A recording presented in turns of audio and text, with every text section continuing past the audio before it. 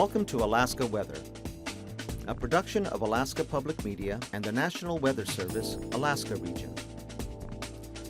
Produced and broadcast daily from the studios of KAKM, Alaska Weather provides complete forecasts, public, marine, and aviation for all of Alaska. Alaska Weather is made possible by the following sponsors.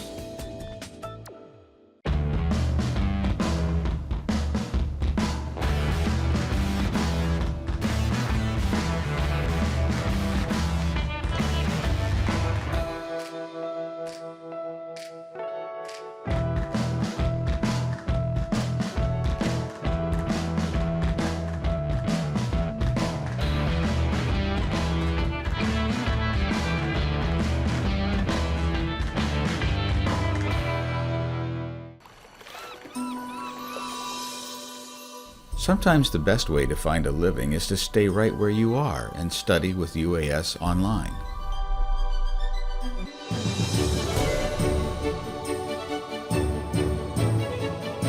Career-specific distance programs from the University of Alaska Southeast are the fastest way to increase your earning power. We connect all over the world.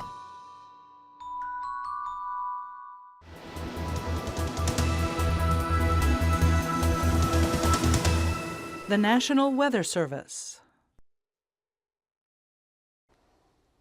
Hello again, everyone, and thanks so much for joining us for this Friday's edition of Alaska Weather. Yesterday's satellite showing not bad there across the southeast coast, high clouds rolling in ahead of this next front as it was driving eastward across the Gulf of Alaska. Lots of clouds, main low center back to the west, spreading north and westward here into the interior with much milder conditions. Some light snow and clouds up to the north and clear skies out into the Bering Sea with the cold air and those northerly winds. Mostly clear skies, snow showers up towards St. Lawrence Island, and then some moisture apparently pushing in to a certain extent there, really kind of just holding in place out here. A lot of stratocumulus out over the western Bering here as the cold air coming off the ice edge picks up the moisture off the open water. And for today, same sort of pattern going on out there. Good north to south flow here with winds gusting 35 to as high as 45 miles per hour here across the eastern Aleutians to the Alaska Peninsula there with cold air bringing some snow showers from the Pribilofs. Southeastward, temperatures this afternoon upper 20s on Alaska on into the Alaska Peninsula, and a lot of clouds but not much in the way of wind on out over the Aleutians. We've got a low center south of Kodiak, another one lifting north and kind of dissipating there, and then this boundary here between the cold air to the west and then the milder air advancing westward here, bringing rain and snow over the southwest interior. Lots of moisture here up along the North Gulf Coast today. In some cases in the last 12 to 18 hours, over an inch of rain falling in some of the wetter locations here from Yakutat to Cordova, and then clouds on down break up over the Prince of Wales Island area. You get into some clearing for the Dixon entrance zone. On the chart today, that front roughly in about this position here with the cold air back to the west, sweeping southeastward. Again, 25 to 45 mile an hour north to northwest winds blowing across the peninsula and the eastern Aleutians, turning more northerly and dropping back on the Pribilofs. Even lighter winds on up to the north towards St. Lawrence Island. High pressure controlling the Arctic coast, north slope area there, so light winds and cold temperatures up in that area. And variable clouds moving into the eastern interior there with just about all the precipitation confined to the coastal mountains southward out to the coastline and on down across the southeast coast. For tonight, that low drifts northward a little bit there, still at about 984 millibars, so that's going to keep the rain and clouds going from the Aleutian Range up along the North Gulf Coast. Kind of a narrow band of mixed precipitation, again depending on your elevation here across southern Alaska, but north of that, don't look for a whole lot other than clouds.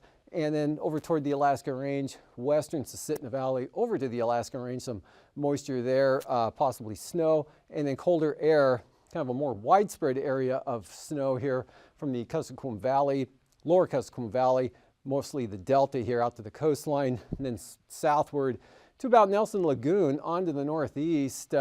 Numerous snow showers continue. Gusty winds there from Cold Bay out to False Pass and those areas, but look for a diminishing wind here gradually for the Fox Islands there in Alaska. Really not much change for the Pribilofs. Winds coming down a little bit there, but looking at still northerly winds across the Bering Sea, and that has resulted in the ice edge moving to within about 5 nautical miles north of St. Paul and roughly about 20 miles from St. George there. So no change here for the next couple of days. Otherwise, just some flurries back up toward Kotzebue Sound tonight, and a narrow band of light snow, kind of the dividing line from this milder southeasterly flow here coming and easterly back through this area, and then the colder air up to the north and to the west. So that's keeping some light snow possibilities along that boundary there right up to about roughly Fort Yukon north of there to possibly Arctic Village. Otherwise, the Brooks Range on out to the Arctic coast, just mostly cloudy with little if any flurry or fog conditions up there. And then again, more rain. The first front washes out, weak trough as it moves inland. Kind of that next one develops here, brings more rain back into the southeast coast tonight. And then that slowly moves eastward tomorrow. So periods of rain across all of the Panhandle. Looks good for the forecast there. Right on down to the Queen Charlotte Islands. Behind the front was becoming more lighter and southwesterly. Still a little brisk along the North Gulf Coast, so that front shifts northward. Another trough developing behind that. The low center now up in toward, looks like southern Cook Inlet or the Kachemak Bay area right in this location. So still southerly winds, keeps it wet, rain or snow, southern Kenai Peninsula coast on up into western Prince William Sound. That's where the heaviest precipitation will be. Not expecting much here for Cook Inlet, Anchor Point on up into the Sitna-Matanuska valleys. Maybe some light snow showers possible along the Alaska Range there, central Alaska Range back to the west. Otherwise, eastern areas, Copper River Basin on up across the Tanana Valley. Not looking bad. Milder conditions with maybe some sunshine, especially north of the mountains there up into the upper Yukon Valley, back to the southwest. And then this trough kind of are actually shifting west a little bit and a little bit to the north. It really, the precipitation along that, not all that heavy there with either snow showers or areas of light snow right along that boundary all the way down to Kuskokwim Bay near Nunivak Island and to the west. So the cold air stays in place, but the winds continue to diminish, not all that strong here over the Bering Sea, down to the Pribilofs becoming more northwest, and definitely lighter winds tomorrow for the western Alaska Range on out to the eastern Aleutians, and really light winds all the way out to Chimney-Attu with just some scattered rain and snow showers. And then looking ahead to Sunday, we still have this boundary right through here with maybe enhancing on the precipitation a little bit as far as its coverage goes, but as far as amounts, pretty light still, eastern Arctic coast down into the Koyukuk Valley, on down to Kuskokwim Bay, and then some of that moisture coming around. Light westerly flow here for Bristol Bay, actually turning southwest about maybe 15 to 20 knots. And then clearing expected possibly there for the western Alaska Peninsula. And basically moisture free for Kodiak Island, but call it a mostly cloudy day with a risk of a shower, mostly for Fognak Island. And then the south to north flow keeps it unsettled along the North Gulf Coast. Rain and snow showers at times there, but lighter amounts. A weak trough, scattered showers in the afternoon for the Panhandle, with the best chance to the north, more scattered down to the south, but another mass of moisture here with a trough. That's actually a surge of warm air coming northward. That'll be rolling in late Sunday afternoon, probably Monday evening with that, and then the next system farther down to the south. Checking out temperatures this afternoon for this Panhandle, anywhere from, well, into the 40s most locations, with 45 there at Klawock, and also up at Petersburg, 39, Elfin Cove, Skagway pushed up to 41. There's a 40-degree reading there at Cordova, mid-40s Copper River Basin at Gulkana, and into the mid-40s as well, 44 up at Fairbanks. That temperature pattern southward into the Sitna Valley at Talkeetna. Palmer also 44 degrees. Kenai just 34 above, Palmer 35, Seward at 36, 40 degrees at Kodiak, and on up to the north, temperatures contrasted here from east to west with the warmest conditions here around the eastern areas. Eagle up to 45, otherwise 32 at Fort Yukon. Down to -8 at Anatuvik, and there's a 39-degree reading at McGrath. From the Brooks Range northward, mostly below zero, but Kaktovik right at zero, otherwise Point Lay 5 below, -8 at Wainwright, and a little bit above zero here over the northwest. Kotzebue at 2 above, up to 24 at Nome, and 20s cooling as you head southwest here. 15 at Amonic and 20 at Makoriak. That same reading also matched at Bethel. About the same in Savunga. St. Paul, 22 degrees. St. George at 25. Mid-30s, Central Aleutians. Out to Shemya, and 28 at Unalaska. Otherwise 27 there at Cold Bear. The northwest winds, and then warming as you head northeast. Lows for tonight, mid-30s here, Kodiak Island. 20s, the Alaska Peninsula. Should drop below 20 degrees there over the Pribilofs and down into the single numbers towards St. Lawrence Island. Below zero here, Brooks Range northward, back to the northwest, dropping down to 1 above zero for Nome. Milder 20s, teens and 20s here over the eastern interior, and 30s forecast lows south central Alaska to upper 30s, Kenai Peninsula and Kodiak Island, or coastal southern Kenai Peninsula to Kodiak Island, and also for the Panhandle, mostly above freezing. Highs for tomorrow, 45 to 50 for the southeast coast, mid-40s southern Alaska here to near 50 in the Copper River Basin, and mid-40s right up into the Susitna Valley. About the same in the Tanana Valley as what you saw today, with Fort Yukon should rise to about 33, and the Arctic coast a little above or below zero tomorrow afternoon. Single numbers here in the northwest, 16, so colder, a little cooler there at Nome, upper 20s to the Pribilofs, 30s the Alaska Peninsula and the Aleutians. And for the flying weather for tomorrow morning, IFR here along the Brooks Range, south into the Koyukuk Valley, areas of IFR over the southwest interior, along the eastern slopes of the western Alaska Range, North Gulf Coast in across the Panhandle, improving to marginal VFR. And for the afternoon, shaping up like this, that area still mainly due to upslope conditions, that southwest flow. So areas of IFR over toward the border, otherwise marginal. Same pattern, North Gulf Coast, marginal VFR. But VFR here is the Susitna Valley, much of Cook Inlet, and then widespread areas of marginal out to the southwest. Again, northeastward along that boundary with the light snow. IFR Brooks Range, mostly on the east side. VFR becomes marginal out over the Bering Sea. And for the passes, Anaktuvik looks IFR at this point in time, both for Anaktuvik and Adigan. Pretty good chance seeing IFR, especially on the southern approaches. And for Lake Clark and Merrill, gradual improvement throughout the day. IFR pushing toward or improving toward marginal conditions in the afternoon. That same pattern good for rainy and windy as well. Gradually improving conditions. Isabel and Mentasta should go VFR tomorrow afternoon, and for Tanita, occasionally marginal. And Portage also starting out IFR, maybe becoming marginal into the afternoon. Chilkoot and White, both at IFR. Freezing levels, 2,000 feet here over southern Alaska, back into the Kuskokwim Valley with a colder air just to the west there, sweeping southeastward here into Kodiak Island, coming back down to the surface. And 2,000 feet covering much of the Panhandle and the Gulf of Alaska, with colder conditions holding out over the Bering Sea. And for icing tomorrow, a narrow swath here along that trough axis. Gets a little more widespread out here over the southwest interior in Bristol Bay. Kodiak Island, northward, areas of light to very isolated moderate, or possibly the isolated moderate, and it'd be of probably the mixed variety here, especially along the southeast coast. Some of that could creep into the Cropper River Basin, but I wouldn't expect it to do so to a very great extent. And looking at the upper air wind flow at 33,000 feet southwest here across the northern part of the state from Kotzebue Sound out to the Mackenzie River Delta area. Main upper low down there, Kodiak Island. Westerly flow just 50 to 60 knots there along the Aleutians, the main Pacific jet, well to the south, cutting in across looks like Washington State. So at 9,000 feet, cold trough right through here southward to Bristol Bay, southwest 50 across Kodiak Island, diminishing, and a little more southerly from the North Gulf Coast. Lighter winds for the Panhandle, except the southern areas 30 to 50 knots. And we've got northwest winds 10 to 20, in some cases high as 30 knots over the southern Bering Sea and the Aleutians. And for 3,000 feet, got a low center at this elevation, centered near Kuskokwim Bay. Easterlies 10 to 15, but good north flow continues out over the Bering Sea, again keeping the cold air in place and flowing southward, taking a turn to the southeast on direction there, 30 to 40 knots across eastern Aleutians and Peninsula. And then southwest at about 40 there, Kodiak Island into the Gulf of Alaska, fading back to 10 to 20 along the southeast coast, and just southerlies at about 10 to 15 here for the North Gulf Coast.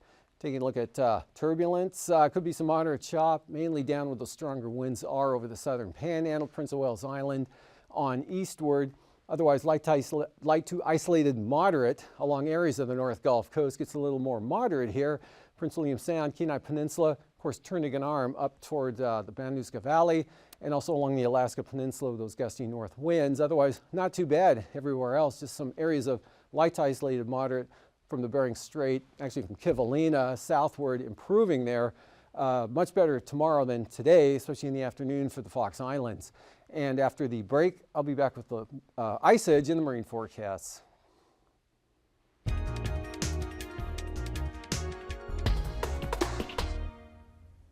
Good afternoon. My name is Rocky Capozzi, and on behalf of Alaska Public Media and the Alaskan Aviation Safety Foundation, welcome to Hangar Flying.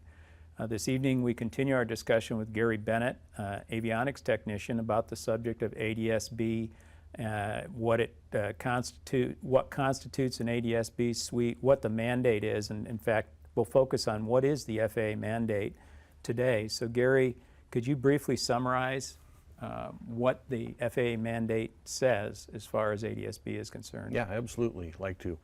The ADS-B mandate basically begins at the end of 2019. So they're saying by January 1 of 2020, aircraft flying in certain rural airspace, and the rural airspace is defined in FAR 91.225. So if you want to get information as far as, you know, the nuts and bolts and the nitty gritty of the rural airspace, 91.225, which is currently in print, is some good information. But basically what the rural airspace is above 18,000 feet, any aircraft flying above 18,000 feet anywhere. Any aircraft flying within or beneath Class B or Class C airspace. In Alaska we have Anchorage as Class C airspace. And then in the lower 48, aircraft flying above 10,000 feet are mandated to have ADS-B out by the end of 2019. Alaska is exempt from the 10,000 foot rule. Okay, so thanks for bringing up that reference. That was 91.225, and it would behoove folks to read that. I did a little research getting ready to talk to Gary today, and the paragraph he referred to there reads remarkably similar to the paragraph that we're all familiar with that talks about Mode C transponders. And so it's very specific, and I encourage our viewers to go ahead and take a look at that. Okay, so we know where it applies, and Anchorage Class C and above to 10,000 MSL, anywhere above 18,000 feet, and then down in the lower 48, anywhere above 10,000 feet. What are the methods of compliance? Are there more than one type of ADS-B compliant system, and what are they? There is, and there's some confusion with that because there's really, when you look and read about and hear about ADS-B, you'll hear two frequencies brought up. One of them is 1090 and the other one's 978. And the 978 is usually often referred to as UAT. Okay. For Universal Access Transceiver. Okay. And that was basically invented and ran here in Alaska early in the Capstone program, was the UAT frequency.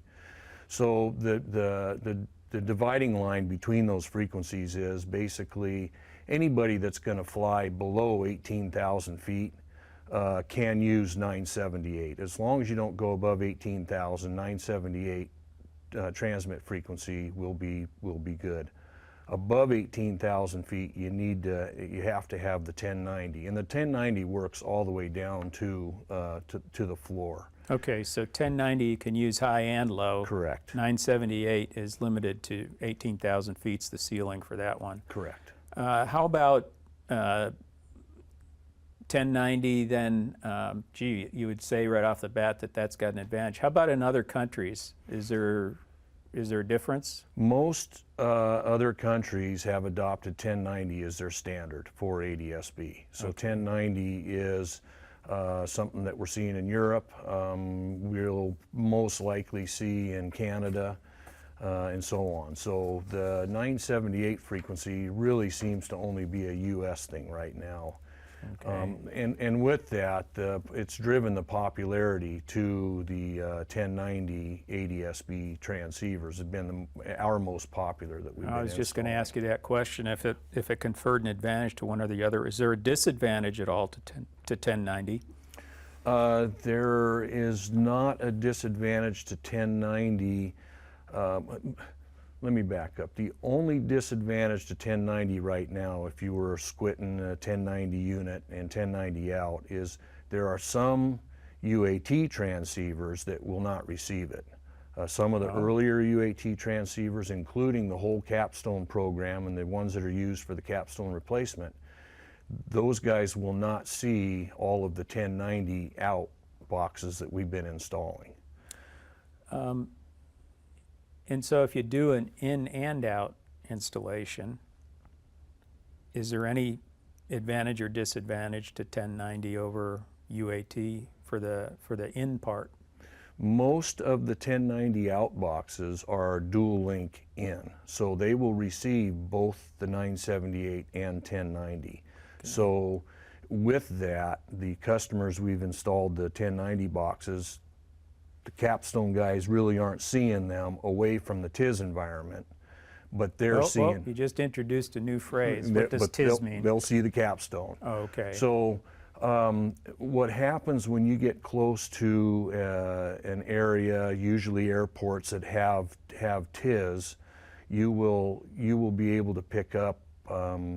If you have ADS-B in, you'll be able to pick up other traffic via a TIS broadcast from the ground station. Okay, well, Gary, I see we've run out of time, but we're going to pick up our conversation for tomorrow's segment, so thank you for joining us. Thank you.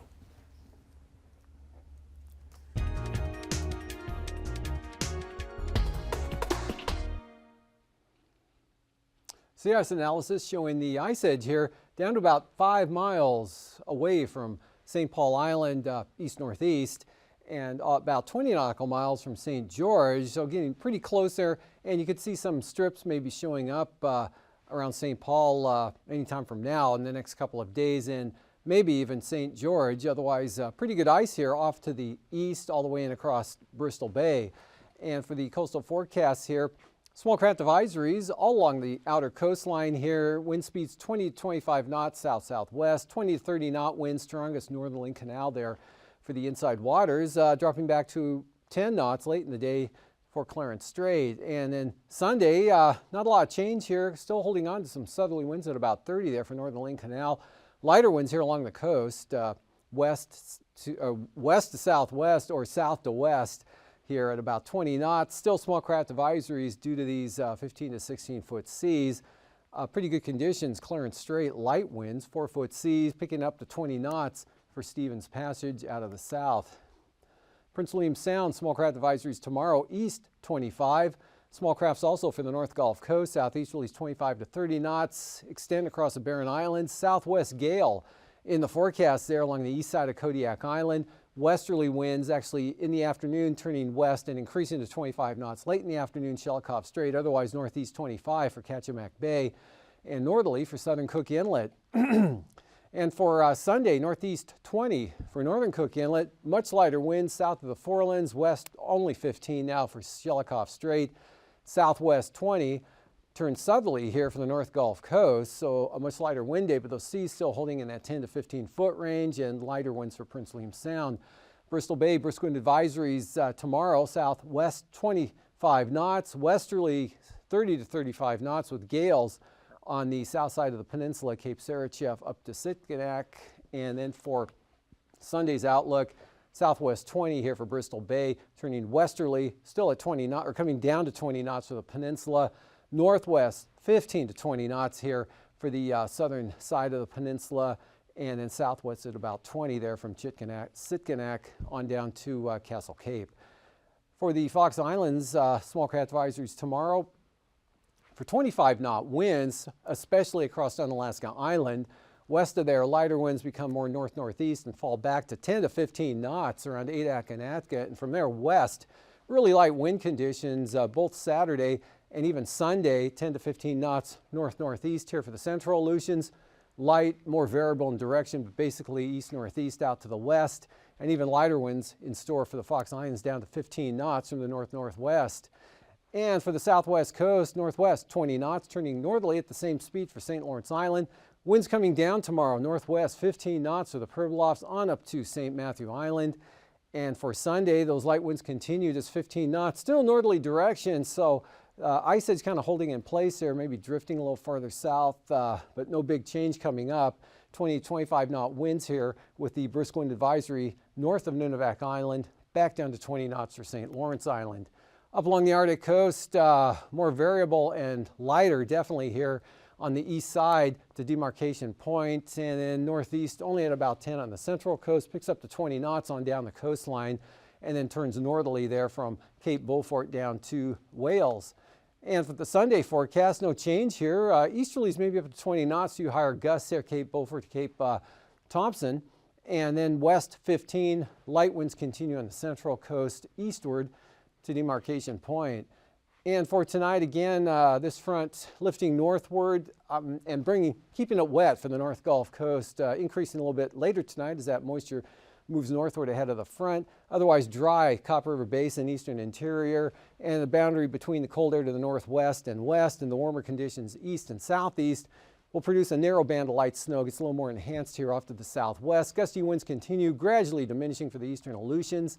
And then for Saturday, that front weakens, moves slowly across the Panhandle for a pretty rainy day there, back west to Prince William Sound. This low moves northward here. Colder temperatures, snow back across Bristol Bay. And from there, otherwise pretty nice lighter winds, cold air locked in from the the Chukchi Sea southward, lighter winds for the eastern Aleutians. And for Sunday, light winds, high pressure out west, really no storminess to speak of, diminishing showers North Gulf Coast and Panhandle. These forecasts are to be used for planning purposes only. Call 1-800-WX-BRIEF for a formal pre-flight briefing. Always file a flight plan before you go flying. The U.S. Coast Guard Auxiliary urges you to leave a float plan with a friend or the harbor master before you go boating. Alaska Weather is made possible by the following sponsors.